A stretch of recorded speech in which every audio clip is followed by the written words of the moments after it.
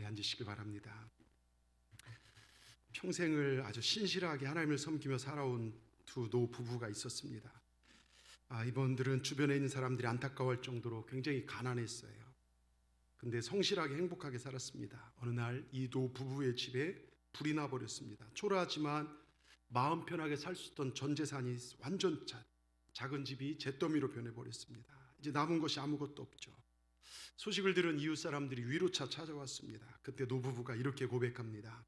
저희는 이번처럼 하나님의 손길을 확실하게 경험한 적이 없었습니다. 이렇게 큰 불이 났는데도 저나 아내나 우리 자녀들 아무도 다치지 않았으니 얼마나 감사한 일입니까? 여러분, 집이 불이 나서 아무것도 남지 않은 상황에서 이 감사할 수 있다는 이 믿음 참으로 부럽습니다. 여러분, 2020년 정말 어렵고 힘든 시기를 우리가 보내고 있죠. 보이지 않는 바이러스가 나타나서 자신의 법칙을 고집하면서 이미 안착된 우리들의 삶을 재배치시키고 있습니다. 삶과 죽음에 대해서 생각해보고 인간이 보이지 않는 미생물이 얼마나 연약한지 우리 인간의 한계를 보여주고 있습니다. 많은 이들이 그전까지 우리 예배 생활이 어떤지 이 예배를 다시 한번 돌아보게 되고, 여러분, 이러한 현실 가운데 여러분 지난 날들을 돌이켜보시기 바랍니다. 내게 베푼 은혜에 감사할 일들이 많이 있었는지요? 아니면 뜻대로 되지 않은 일들의 후회만 가득하신지요? 여러분, 돌이켜보면 하나님의 손길이 느껴지지 않았는가? 여기까지, 이 시간, 이 자리까지 인도하신 것이 하나님의 은혜라는 것입니다. 오늘 본문에는요, 정말 어떤 상황 속에서도 풍성한 삶, 부유한 삶, 감사의 삶을 살아냈던, 또 그 삶의 지혜를 깨달았던 한 명의 멋진, 우리 신앙에 굉장히 도전이 주는 사람이 등장합니다. 바로 사도 바울이죠. 바울은 어려움 속에 믿음으로 살고자 하는 사람들에게 인생의 수많은 문제에 대한 해답을 주고 있습니다. 특별히 그는 우리가 풍성하게 살 수 있는 삶의 비결을 가르쳐 줍니다. 저는 저희 동산의 모든 분들이 풍성한 삶의 축복을 누리고 살기를 원합니다. 특별히 오늘은 종려주일입니다. 이 종려주일이 지나면 고난주간이 시작되고 우리는 부활의 주님을 맞이할 것입니다. 기독교 역사에 있어서 가장 중요한 이 시기를 보내는 시기에 정말로 우리가 추구해야 할 신앙과 어떤 자세로 부활의 주님을 맞을 준비를 해야 하는지 오늘 살펴보면서 몇 가지 영적 교훈을 얻고자 합니다. 첫째, 감사하며 부활의 주님을 기다리다는 것입니다. 오늘 우리가 읽은 13절에 보면 그 유명한 말씀이 나오죠. 많은 믿음의 사람들이 좋아하는 성경 구절, 내게 능력 주한 내가 모든 것을 할 수 있느니라. 너희 말씀자, 이 말씀은요, 사도 바울이 어느 정말 로마의 호화스러운 별장에서 쓴 것이 아니에요. 여러분, 이 빌립보서는 옥중서신이라고 합니다. 감옥 속에 갇혀서 차디찬 그 감옥 안에서 정말 그가 그토록 가기 원했지만 로마에 갔지만 죄수의 몸으로 갔던 그 로마 감옥에서 배고프고 매맞고 터지고 언제 참수될지 모르는 이 로마의 감옥 속에서 감사의 서신을, 주님께 인생의 포커스를 맞추고 감사하는 서신을 씁니다. 그런데요, 이 바울이 로마 감옥에 수감되었다는 소식을 듣고 빌립보 교인들이 산 넘고 물을 건너 멀고 먼 로마까지 유문품을 싸들고 면회했습니다. 감옥 생활에 필요한 모든 이 유문품과 정말 유문금을 내놓으면서 사도 바울이 그런 것들을 받아들고 답사를 하는 내용이 오늘 본문이에요. 빌립보 교인들이 눈물 콧물 흘리면서 우리 목사님 복음 전하다 이렇게 됐는데 고생한다 찾아갔더니 사도 바울이 하는 얘기가, 나는 배부름과 풍부에도 처할 줄 알고 궁핍함으로 말한 것이 아니고 나는 자족하기를 배웠고 내게 능력 주한 내가 모든 것을 할 수 있다. 엉뚱한 이야기를 합니다. 근데 여러분, 이 말씀은요, 무슨 소원이든지 이룬다기보다는 어떤 환경에 승리할 수 있다는 거예요. 부자든 가난하든 감옥 속에 있든 그렇지 않든 건강하든 질병이든 나는 어떤 상황 속에서도 예수님만 바라보고 환경을 이길 수 있다는 것입니다. 배부른 것과 배고픈 것이 아무런 차이가 없고 배부른 것이 나를 교만하지 못하고 배고프다고 하나님 앞에 정말 원망하지 않더라 이것입니다. 코로나 때문에, 질병 때문에, 건강할 때 내가 감사하다가 그것 때문에 내 신앙이 좌지우지되지 않다 이겁니다. 여러분, 그가 기뻐한 것은요, 빌립보 교인들이 먼 곳 찾아온 위로금 이게 아니에요. 오직 예수님 한 분 때문에, 예수님 한 분 때문에 감사하고 기뻐했고 그의 인생 목표는 예수님이었고 그가 살아가는 이유도 예수님이더라 이것입니다. 우리도 예수님 때문에 행복하고 예수님 때문에 감사한 인생을 살기를 주의 이름으로 축원합니다. 여러분, 우리 교인들이요, 신앙생활하는 가운데 가장 당황해하고 해결하지 못한 문제가 한 문제가 있는데요, 내가 예수 믿으면 만사형통한다는 기복신앙이에요. 그렇게 생각하다가 반대 현상에 내가 딱 부딪혔을 때, 사업이 어긋나고 자녀가 힘들어지고, 그때 낙심하더라고요. 그때 우리 안에 찾아오는 생각이요, 아니 신앙이 현실 생활에 무슨 유익이 있냐 이거야. 네? 예배 열심히 참여하면 월급이 더 나오냐, 쌀한톨이 생기느냐, 성경 열심히 보면 장사가 잘 되느냐, 돈이 생기느냐. 근데 여러분, 우리 믿음의 사람들은요, 이러한 질문에 대해 확실한 답을 가지고 있어야 돼. 작은 것에 질 수 있습니다. 사업 안 될 수도 있고 장사가 잘 풀릴 수도 있고 어려울 수 있지만, 그럼 우리에게는 궁극적인 승리, 천국이 있다는 겁니다. 꼭 명심하시길 바랍니다. 우린 지금 사순절을 보내고 있죠. 아마 한국 기독교 역사상 가장 이상한 사순절을 보내고 있을 것입니다. 지금의 사순절은요, 여러분, 이전의 사순절이 아닙니다. 이제 재림의 주님을 우리가 기다려야 합니다.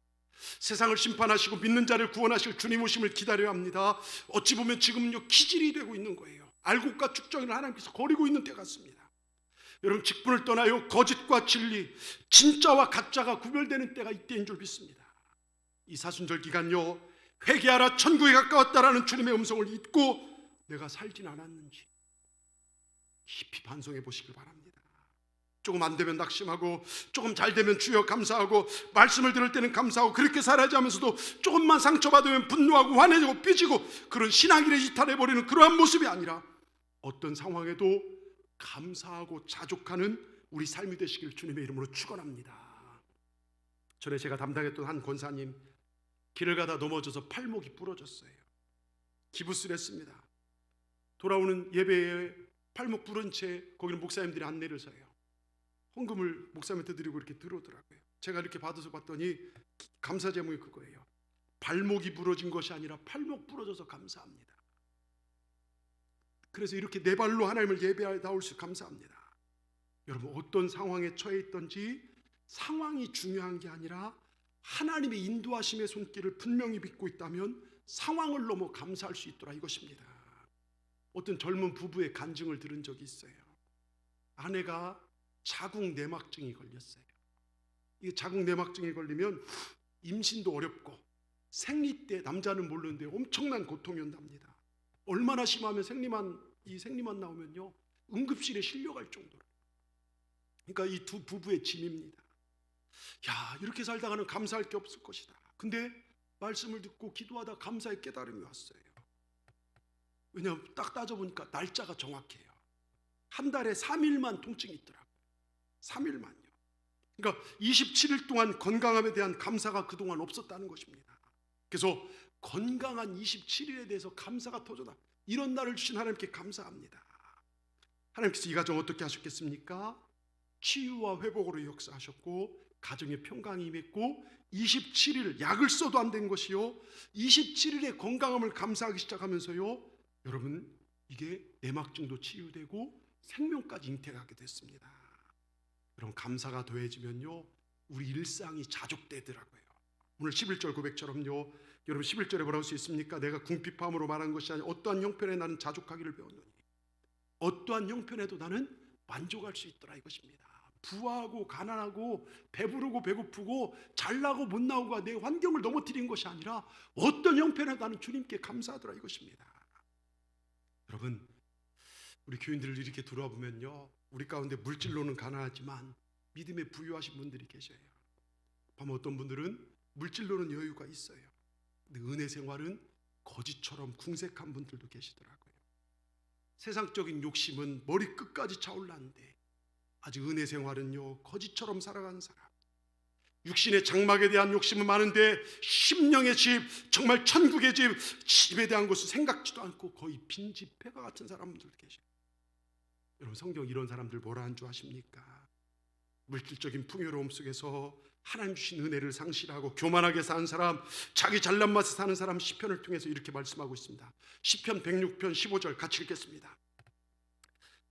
그러므로 여호와께서 그들이 요구한 것을 그들에게 주셨지라도 그들의 영혼은 쇠약하게 하셨도다. 여러분, 세상적인 것 다 가지고서도 그 영혼이 줄여서 쇠약해진 분들, 이건 축복이 아니라 저주입니다. 여러분, 이거 우리가 분명히 알아야 돼요. 여러분, 이것을 잘 증명하는 말씀이요, 심판을 이야기한 요한계시록, 예수님께서 라오디게아 교회에 요한계시록 3장 17절을 통해 말씀하십니다. 네가 말하기를 나는 부자라 부유하여 부족한 것이 없다 하나 내 곤고한 것과 가련한 것과 가난한 것과 눈먼 것과 벌거벗은 것을 알지 못한다.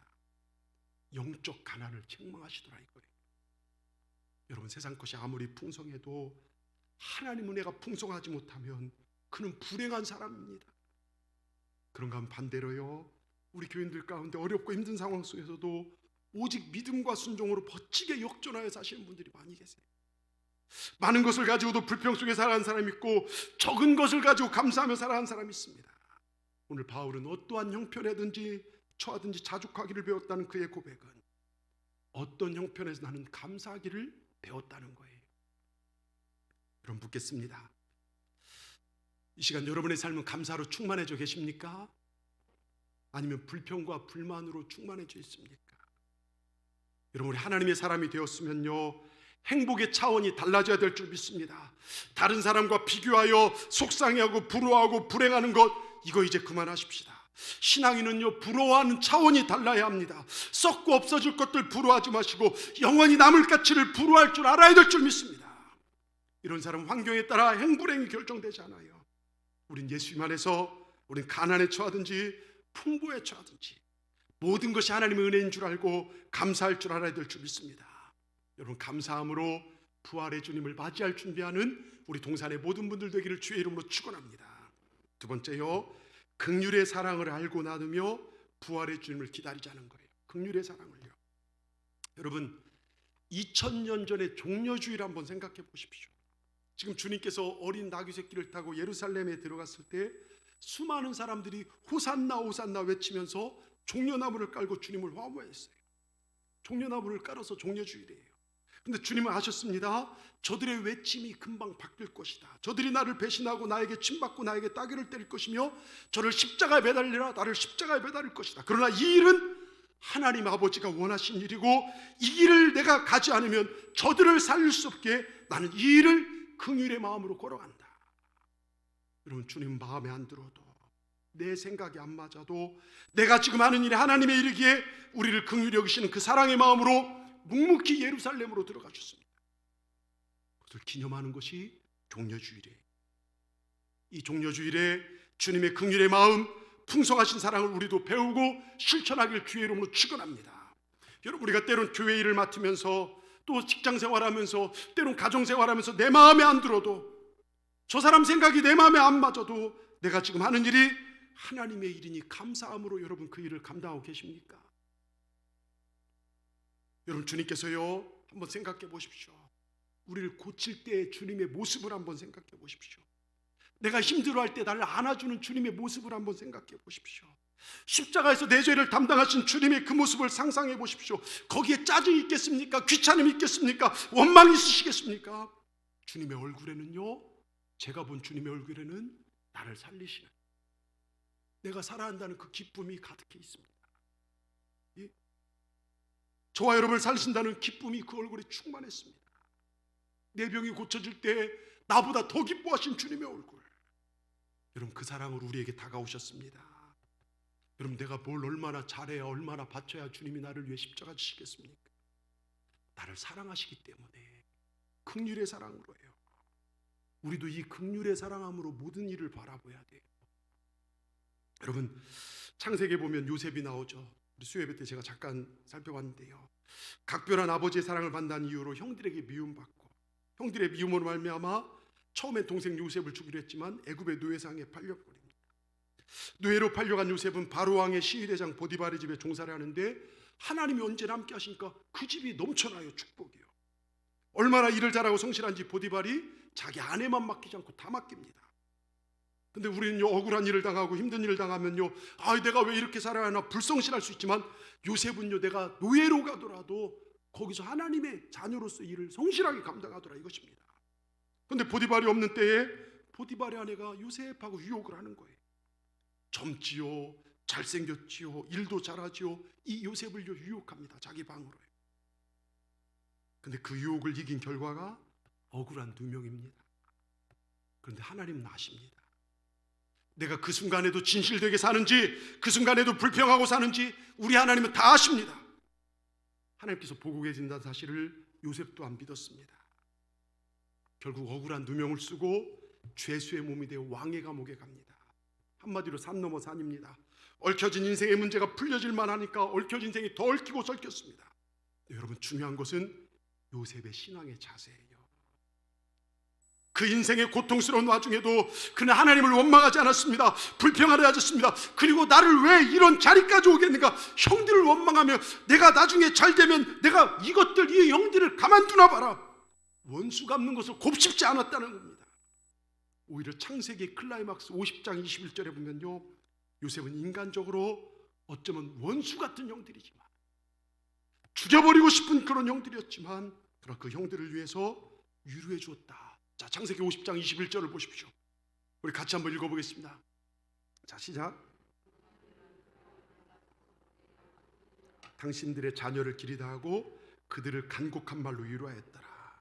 여러분, 간곡한 말, 이게 긍휼의 마음이에요. 정성을 다하여 진심으로 위로했다는 거예요. 예? 이 간곡한 말과 말로 끝나는 것이 아니라 마음에 안 드는 형제들이지만, 나를 악으로 대한 존재들이지만 그들의 형제들, 그 다음에 그 자녀들까지 내가 보살피겠습니다. 이게 긍휼이라는 것입니다. 에베소 2장 4절 5절 보십시오. 같이 한번 읽어보겠습니다. 긍휼에 풍성하신 하나님이 우리를 사랑하신 그 큰 사랑을 인하여 허물로 죽은 우리를 그리스도와 함께 살리셨고 너희는 그 은혜로 구원을 받은 것이니라. 자, 여러분, 우리가 구원받은 것이 내가 잘해서가 아닙니다. 하나님의 큰 사랑을 말미암은 것입니다. 긍휼에 풍성하신 그 사랑 때문에 내가 살아날 수 있었습니다. 십자가는 긍휼의 완성입니다. 왜 주님께서 이 종려주의를 보내고 고난의 길로 그 인간들은 따기 맞고 침뱉고 맞고 무시받는 그 길을 걸어가셨습니까? 바로 긍휼하신 그 사랑으로 저와 여러분 살리고자 하는 그 이유 하나예요. 허물과 죄로 죽은 우리를 다시 살리고자, 우리에게 은혜를 베풀고자 주님은 그 길을 묵묵히 걸어가셨습니다. 우리도 모든 사람을 긍휼히 사랑하시길 주의 이름으로 축원합니다. 야고보서 2장 13절에요, 긍휼을 행하지 아니한 자에게는 긍휼 없는 심판이 있으리라. 긍휼은 심판을 이기고 자랑하느니라. 여러분, 내가 긍휼히 여길 때 주님도 나를 긍휼히 여긴다는 겁니다. 우리 교인들의 큰 단점 중에 하나가 쉽게 판단해요. 정죄예요. 수근거립니다. 아, 저 사람 이래저래서 마음에 안 들고 안 된다 평가하기 좋아합니다. 여러분, 다른 사람 평가하고 수근거리는 이건 내 목이 아니에요. 이건 하나님의 목입니다. 우린 긍휼한 마음으로 기도해주고 격려해주고 안아줘야 돼요. 여러분, 이게 긍휼입니다. 우리가 입을 벌려 누군가를 평가하고 판단하면 우리 하나님도 심판의 때에 그렇게 하신다는 것입니다. 우리도 긍휼히 여기고 살기를 주의 이름으로 축원합니다. 여러분, 우리가 가장 긍휼히 여겨야 할 자들이 누굽니까? 구원받지 못한 자들, 믿음이 연약한 자들을 긍휼히 여겨야 돼요. 불쌍히 여겨야 된다는 것입니다. 정죄하고 판단하는 건 선으로 악을 갚는 것이에요. 예? 여러분, 정죄하고 판단하는 거 쉽습니다. 누구나 다 할 수 있습니다. 근데 여러분, 다른 사람을 긍휼히 여기고 용서하고 덮어줄 수 있다는 것, 여러분, 그렇게 살아갈 때요, 하나님께서 우리들이 혹 공고한 가운데 처할지라도 그 공고함이 변하여 축복이 되게 해주신다는 것입니다. 지난 주일 예배 마치고 집에 있는데 띵동 눌려요. 재정부가 다 끝나서 저한테 이제 주신 줄 알고 봤더니 어떤 여자분 한 분이 초인종을 누릅니다. 누군가하고 나가 보니까 어떤 여자분인데 편지를 주며 여러 가지 어려운 상황을 이야기합니다. 남편은 김某某 장로님이시고 자기는 어느 교회 이제 권사인데 자기들이 너무 교만해서 하나님께서 교회를 흩어버리셨고, 남편이 너무 교만해서 건축사업 잘하다가 남편 이름으로 교회까지 졌었더라고요. 다 정말 없어지고, 예? 사업도 힘들어지고 몸도 아프고 너무너무 힘들다. 근데 하나님께서 회개하라 하셨다. 그리고 교회를 다시 세우라는 말씀을 주셨다. 뭐 이런저런 얘기해서 알았다, 내가 기도하겠다 하는데 화요일날 또 저희 집에 찾아왔어요. 제가 때마침 저희 집 물을 받으러 교회로 딱 정수기가 있어서 왔는데, 사태 갔더니 제가 없어서 이렇게 교회 한데 지금 이제 문을 막아놨지 않습니까? 이렇게 돌다가 여기서 마주쳤어요. 그래서 들어오시라게 이런저런 이야기를 하다가 어떻게 도와주면 되느냐 했더니 물질로 좀 도와달라는 거예요. 그래서 저도 좀 어렵고 우리 교회도 쉽지 않다. 그래서 여기 주위에 많은 교회들이 있지 않냐 그랬더니 이런저런 이야기 했더니 안 받아주더라. 근데 오늘도 기도하고 나오는데 목사님 얼굴을 보여주셨다. 그것 때문에 제가 넘어간 건 아니고요. 예? 그래서 제가 알았다. 얼마나 도와주면 좋겠나. 나 지금 수중에 있는 돈이 딱 꺼내니까 17,000원밖에 없더라고요. 이거 드리겠다니 그러더니 그럼 혹시 집에 돈이 없냐 저한테 물어보더라고요. 그래서 제가 항상 헌금할 돈, 빳빳한 돈을 이렇게 제가 은행 가서 골라놔요. 그래서 그걸 이제 매일 10,000원 감사헌금을 그거밖에 없다.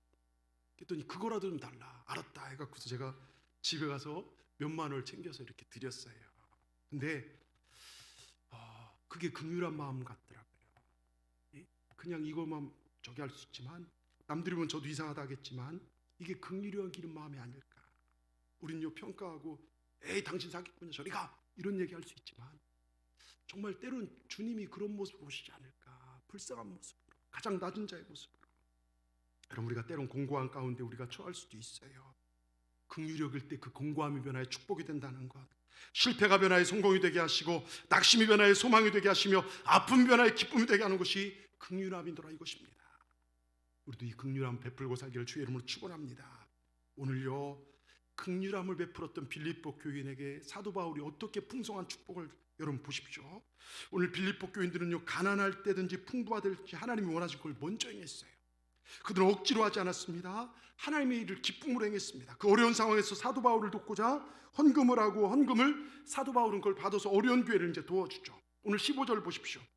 빌립보 4장 15절에 보면 빌립보 사람들아 너희도 알거니와 복음의 시초에 내가 마게도냐를 떠날 때 주고받는 내 일에 참여한 교회가 너희 외에 아무도 없었니라. 16절에 두 번이나 나를 도왔다는 것입니다. 여러 교회들이 있어요. 사도 바울이 많은 교회를 세웠어요. 여러 성도들이 있었는데 빌립보 교회만 복음을 전하는 사역자를 두고 선교한 일에 도움을 주었다는 것입니다. 사도 바울은 그들을 기억한다는 거예요. 그리고 그들을 축복하는 겁니다. 여러분, 많은 교인들이 있어요. 많은 교회 있어요. 그런데 복음을 위해서 교회를 위해 헌신한 사람은 소수더라. 여유가 있어도. 그러나 하나님의 몸된 교회를 위해 선교를 헌신한 것들 하나님께서 기억하신다는 거예요. 17절 보십시오. 내가 선물을 구함이 아니요 무슨 이야기입니까? 이거 받아서 좋은 것이 아니다. 정말 중요한 건 너희가 하나님의 일에 참여함으로 말미암아 너희에게 유익한 풍성한 열매들을 하나님께서 너희에게 허락하시도록 주실 것을 생각하니까 기쁘더라 이것입니다. 여러분, 우리가 선교하고요, 우리가 복음을 위하여 하나님의 영광을 위하여 하나님의 성물을 위하여 하나님의 몸된 교회를 사용하는 드린 것은요 내 삶에 유익이 된다는 것을 기억하시길 바랍니다. 그래서 사도 바울이 볼 때 다른 어떤 교회들 그런 얘기 없어요. 근데 빌립보 교회에게는 풍부한 축복을 받아도 축복이 충분하다는 것입니다. 그래서 고백합니다. 너희 쓸 것이 풍족해지기를. 그게 19절 말씀입니다. 빌립보서를 결론 지면서 사도 빌립보 4장 19절에 이렇게 말씀합니다. 나의 하나님이 그리스도 예수 안에 영광 가운데 그 풍성한 대로 너희 쓸 것을 채우시리라. 지금 나는 감옥에 갇혀 있는 상황이지만 이런 나를 위하여 너희가 위험을 물어서 찾아와서 목회자의 위로가 되며 또한 빈손으로 오지 않고 너희가 귀하게 여긴 물질을 주면서 사도 바울을 위로하는 그들에게 사도 바울이 축복을 말합니다. 하나님께서 풍성한 대로 너희 쓸 것을 채우시리라. 여러분, 빌립보 교인들의 정성스러운 사랑과 헌신에 사도 바울이 그들을 축복합니다. 여러분, 늘 풍성한 예물 섬김은요 축복의 씨앗이 됩니다. 풍부 속에 넘치는 감사를 모르는 사람은요 이 종자씨 먹는 어리석은 농부 같고 펌프에 마중물 마시는 어리석은 사람 같습니다. 여러분, 아무리 배고파 종자씨 먹으면 한 끼는 살 수 있지만 나중에 죽어요. 예? 수도가 발달하기 전에요 펌프 사용할 물을 끌어올렸죠. 펌프질 해보셨죠? 이렇게 생겨서 이렇게 펌프질하는 거, 예? 쟤들은 모를 거예요 펌프가 뭔지요. 예? 다 모른다고 고개를 끄덕이고 있습니다. 예? 여러분 보세요. 그런데요 제가 어렸을 때 생각해보면 이 몇 시간 사용하지 않은 펌프는 아무리 펌프질해도 물이 안 올라와요. 땅속에 물이 없기 때문이 아니라 이 펌프에 물이 말랐기 때문에 그래요. 땅속의 물을 펌프로 끌어오는데 한 바가지 물을 부면서 이렇게 하다 보면요 물이 올라옵니다. 예? 지하수가 엄청난 지하수 펑펑 올라와서 그걸로 샤워도 하고요 목욕도 하고요 밥도 좀 먹을 수 있어요. 감사도 축복도 마찬가지입니다. 하나님 능력이 부족한 것이 아닙니다. 마중물이 필요하고 종자씨가 필요하더라 이것입니다. 그것이 감사하고 그게 기도라는 것입니다. 빌립보서에서 너희 구할 것을 감사함으로 구하라. 그러면 하나님께서 모든 것으로 갚으시리라. 여러분, 미국의 엄청난 부자였던 카네기가 이런 얘기를 하죠. 난 함께 헌금 드릴 때마다 내 형편에 조금 부담이 될 만큼 드렸다. 그런데 하나님이 관리에 부담이 될 만큼 부어주셨다. 세계 최고 부자였던 록펠러가 이런 얘기를 하죠. 내가 힘껏 드릴 때 나는 이미 하나님 나라의 영광스러운 사역자가 되어 있었다. 빌립보 교인들은 사도 바울에 참여하는 것, 그 일에 참여하는 것은 영광스러운 사역자가 됐다는 것입니다. 풍부와 궁핍에도 일체의 비결을 배웠더라. 여러분, 일체의 비결을 가지고 사는 사람, 이런 사람 우리는 하나님의 사람이라는 겁니다. 승리하는 삶의 비밀을 알고 살아가는 사람, 풍요로운 삶의 비밀을 알고 살아가는 사람, 인생의 비밀을 간직하고 살아가는 사람, 영원한 삶, 영생의 비밀을 알고 살아가는 사람 두고 우리는 하나님의 사람이라고 이야기합니다. 저는 우리 동산에 오늘 나와 예배하는 모든 분들이 영생의 신비, 풍부의 비밀, 이 비밀을 알고 살기를 주의 이름으로 축원합니다. 오늘 예배하는 모든 분들이 하나님의 사람임을 믿습니다. 오늘 하나님의 사람들 우리들에게 예수 그리스도 안에 여러분이 쓸 것이 풍성한 대로 주님께서 가득 채우시는 축복이 가득하길 주님의 이름으로 축원합니다. 끝으로요, 어떤 어려움 속에서도 주님께 인생의 초점을 맞추고 끝까지 감사하며 나갈 때 살아나는 역사가 반드시 일어납니다. 제가 종종 얘기하고 여러분 들어보셨지만 온도계와 온도 조절기 이야기 많이 들으셨어요. 우리 교인들 가운데 온도계 같은 사람이 있고 온도 조절기 같은 사람이 있죠.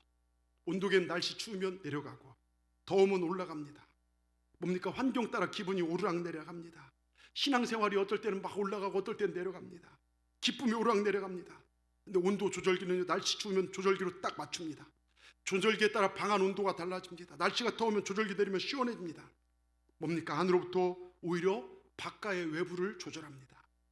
환경에 지배당하는 삶이 아니라 환경을 지배하는 삶. 여러분, 이것이 예수 믿는 사람들의 삶인 줄 믿습니다. 여러분 보십시오. 어떤 사람들은요, 돈이 온도계예요. 돈 좀 있으면 막 기분이 좋아집니다. 근데 돈이 싹 없어지면요, 온도가 툭 떨어집니다.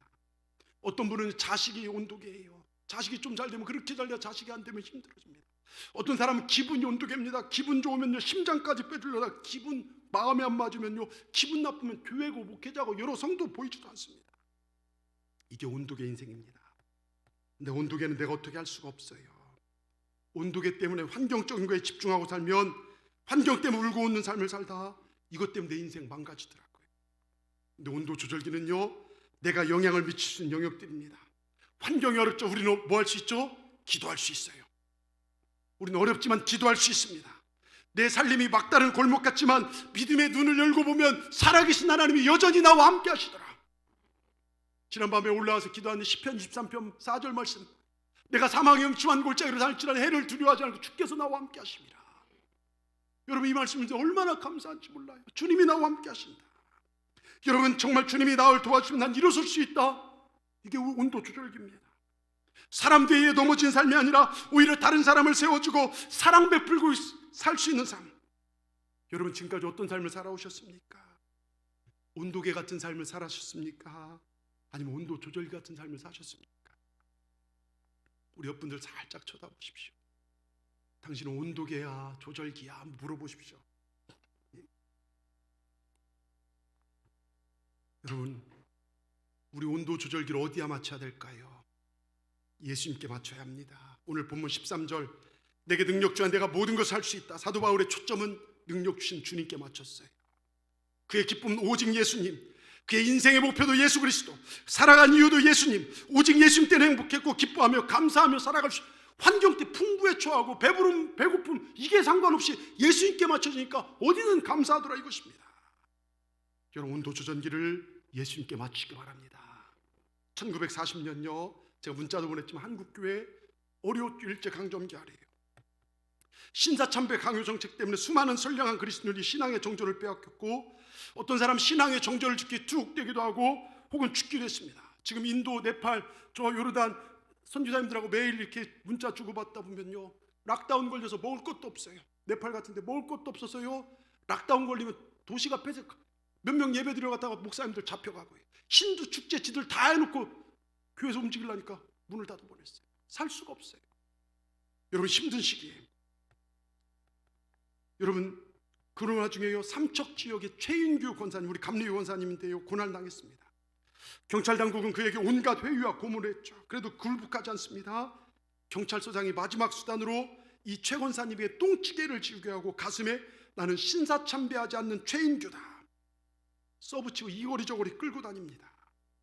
신사참배 반대자들에 대한 경고고 최인규 권사님에 대한 형벌입니다. 이를 안타깝게 여긴 최 권사님의 친구인 차국성이라는 전도사님이 경찰서장 찾아가서 그러면서 최인규 원래 정신병자입니다. 어떻게 저렇게 믿는지 모르겠어요. 용서해달라는 청원했죠. 이에 경찰서장은 차국성 전도사에 이렇게 말합니다. 예수를 믿으려면 저렇게 믿으십시오. 예수를 믿으려면 최인규처럼 믿으십시오. 최인규가 미친 것이 아니라 미친 것은 바로 당신이요. 여러분, 예수님을 믿으려면 최인규처럼 믿으시오라는 말 어떻게 들리십니까? 우린 예수님 믿고 사랑한다고 하지만 고난과 고문, 이런 핍박 앞에서도 흔들리지 않은 믿음 지켜낼 수 있을까요? 사도 바울도 주님께 포커스를 맞추고 최인규 권사도 주님께 천국의 포커스를 맞추니까 흔들리지 않더라 이것입니다. 이런 고난 앞에서도 어떤 어려움과 치욕 앞에서도 우리 믿음을 지키십시다. 우린 이 땅이 최종 목적지가 아닙니다. 하나님의 영광이 목적이며 천국이 우리가 가야 할 최종 목적지인 줄 믿습니다. 그러게 이 땅을 살면서 우리는 능력의 주님을 바라봐야 될 줄 믿습니다. 우리의 삶의 온도 조절을 예수님께 맞춰야 될 줄 믿습니다. 십자가의 주님, 부활의 주님을 바라볼 때 우리 안에 놀라운 힘이 생기게 될 줄 믿습니다. 여러분, 날마다 십자가를 바라보고 사는 사람은요, 주님이 새 힘을 주십니다. 지금 세상 살기가 정말 힘들고 전쟁을 치르는 것 같은 하루하루 힘든 삶입니다. 코로나19로 정말 어렵습니다. 언제 전염병에 걸릴지, 또한 죽음에 대한 두려움, 그리고 경제적 어려움들, 정말 팍팍한 현실입니다.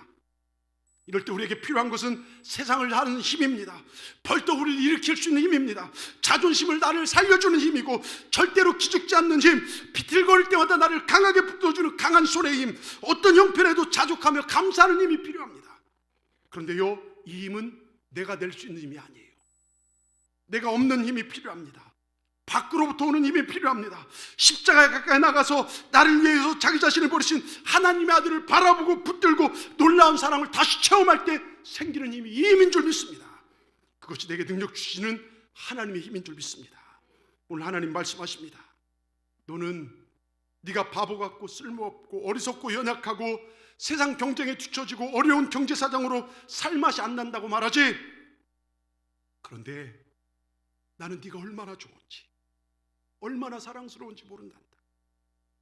나는 너를 위해 십자가에 매달려 죽었는데 너 왜 그것을 잊어버렸니? 먹고 사는 문제, 물질 때문에 내가 너를 얼마나 사랑하는지 잊어버렸니? 내가 너를 이만큼 사랑해 주는데 이것 가지고 만족 못하겠니? 인생의 짐이 무겁다고 나는 너보다 더 무거운 십자가를 너를 위해 줬단다. 다 지나가는 거야. 고난이 지나갈 때 부활이 찾아올 거야. 내가 너에게 안겨줄 하늘의 영광은 세상의 어떤 고난과도 비교가 안 돼. 여러분, 십자가 앞에서 주님의 이런 음성을 듣는다면 힘이 생기지 않을까요? 예? 내가 이렇게 소중한 존재이구나.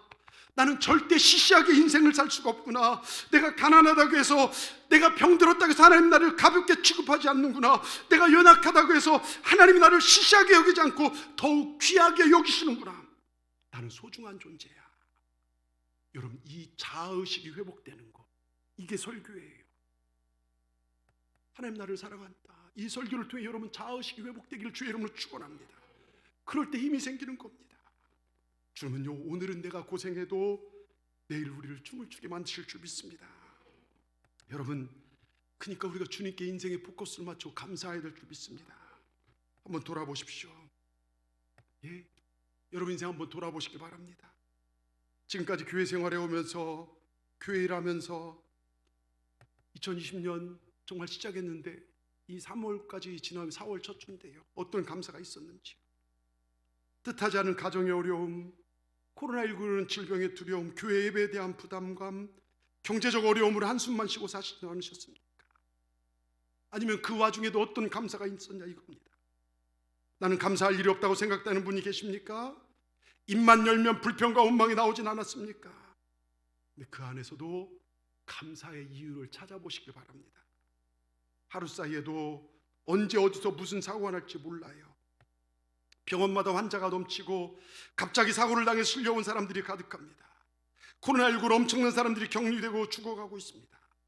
그들 중에 누구도 자기가 원해서 병이 나고 사고당한 사람 한 명도 없습니다. 다 건강하기를 원하는 사람들입니다. 우린 두 번 살지 못해서 일생입니다. 한 번 살아 일생입니다. 이 일생 기쁨과 감사로 살아가실 주의 이름으로 축원합니다. 여러분, 감사하면요 감사할 일이 생겨요. 근데 불평하면 불평할 일, 불행할 일이 생깁니다. 감사는 생명을 가져옵니다. 여러분, 감사는요 우리 믿음의 사람들의 언어는 감사 언어예요. 정죄하고 판단하고 두려움의 언어가 아닙니다. 지금 우리 전국 도처에 우리가 죽음을 보고 있지 않습니까? 근데 생명 언어인 감사를 말하고 살면요 부활이 일어납니다. 여러분, 감사를 믿는 것이 부활 신앙이에요. 여러분 보세요, 우리 예수님 감사의 최고의 달인이었습니다. 오병이어의 기적 전에 어떻게 하십니까? 감사기도 하십니다. 수많은 사람들이 있는데요, 먹을 것이라고는 어린애가 넣은 보리떡 5개와 물고기 2마리가 전부이지만 마태복음 14장 19절에 하늘을 우러러 축사하십니다. 이게 뭔지 아십니까? 하나님께 감사했다는 거예요. 예? 그러고 나니까 어떻게 합니까? 수만 명이 먹고 12광주가 남았어요. 여러분, 감사가 능력입니다. 감사하면 없는 것이 생깁니다. 죽은 지 사흘이나 되는 나사로가 살기 전에 어떻게 합니까? 요한복음 11장 41절에 아버지여 내 말을 들으신 것을 감사합니다. 나사로야 일어나. 죽은 나사로가 일어납니다. 여러분, 감사 기도가 죽은 나사로를 일으켰습니다. 다니엘은요 자기를 죽이려는 위협으로 사자굴 속에 던져집니다. 근데 그 사자굴의 위협, 죽음의 위협을 뭘로 이겨냅니까? 감사로 이겨냅니다. 자기를 죽이려는 조소의 도장 찍힌 것을 알고도 감사하기도 합니다. 다니엘 6장 10절에 전에 하던 대로 하루 3번씩 무릎을 꿇고 감사 기도하며 그 하나님께 감사하였더라. 여러분, 감사가 죽음의 공포를 물리쳤어요. 제가 보면 하루 24시간 내내 불평 가능한 사람들이 있더라고요. 아니 어떻게 저런 것까지 불평하고 비판하는지 참 막 놀랄 때가 있습니다. 그 사람 성경 비유하면 항상 비판하고 쉬지 않고 원망하고 범사에 불평합니다. 여러분, 이런 삶은 황폐해질 수밖에 없죠. 혹시나 여러분 주위에 그런 사람 있으면 도망가세요. 왜냐하면 나까지 망하게 만듭니다. 그런데 대신 힘있게 감사하시기 바랍니다. 아멘. 여러분, 이 종려주일, 내일부터 고난주간이 시작되는 이 시기, 코로나19로 여러 가지로 어려운 이 시기에 한숨 쉬고 낙심하는 것이 아니라 우리의 믿음을 돌아보고 알곡 신앙 되기 위해서 감사하며 찬송하며 나가는 우리 동산의 모든 분들 되기를 주의 이름으로 축원합니다. 종종 말씀드리지만 저는 오래 살고 싶은 마음이 별로 없어요. 그냥 모세만큼 한 120년 살다가 하나님께 가기를 원합니다. 물론 앞으로 그때까지 살다 보면 이 코로나19 같은 사태도 또 만날 거예요. 또 때론 내가 이해할 수 없는 일도 만날 것입니다. 그런데 그럴지라도 주님께 감사하며 살다가 주님께서 부르신 날 저는 천국으로 이사 가길 원합니다. 여러분도 그렇게 이사 가십시다. 감사하며 사십시다. 감사로 부활의 주님을 맞이할 수 있는 우리 동산의 모든 분들 되기를 주의 이름으로 축원합니다. 축원합니다. 기도하시겠습니다. 하나님 감사합니다. 사순절을 보내며 종려주일을 맞이했습니다. 우리 주님 우리를 사랑하셔서 그 긍휼하신 사랑으로 십자가 지시게 하여 예루살렘에 들어가신 이 날을 기념하며 우리 어떻게 살아야 할지를 살펴보았습니다. 고난이 있은 후에 부활이 있듯이 우리의 고난을 감사로 이겨내게 하여 주시옵소서. 주님이 나를 긍휼히 여기신 것처럼 우리도 긍휼히 여기는 마음으로 모든 사람을 섬기며 자족하며 사랑하며 살게 하여 주시옵소서. 이젠 판단하는 일, 정죄하는 일을 내려놓게 하여 주시고 또 하나님의 일이라면 인색하지 않게 하시고 그 하나님을 향한 섬김이 내 안에 풍성히 채우시는 하나님이 복이 되는 그러한 삶을 살게 하여 주시옵소서. 주여 우리를 붙잡아 주시옵소서. 예수님의 이름으로 감사하며 기도드리옵나이다. 아멘. 우리 시간 찬양이요 거룩한